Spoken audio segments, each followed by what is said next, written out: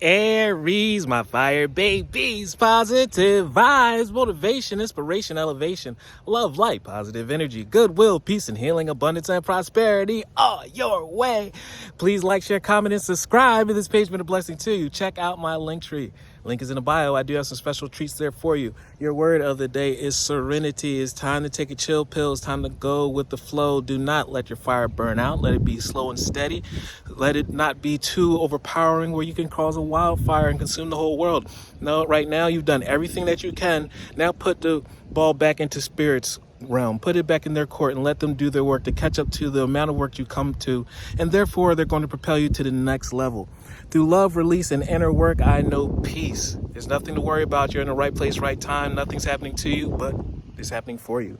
I have a gentle view of life, and I welcome every step with confidence. I remain brave in the face of fear, and I have the wisdom to let the universe do its work. You're in the greatest place, right timing. Don't have too much anxiety. Don't have any anxiety or depression because everything's working out for your own good. Don't worry about timing. You're in the right placement. Love one another. Be kind to one another. Love yourself. I love you too.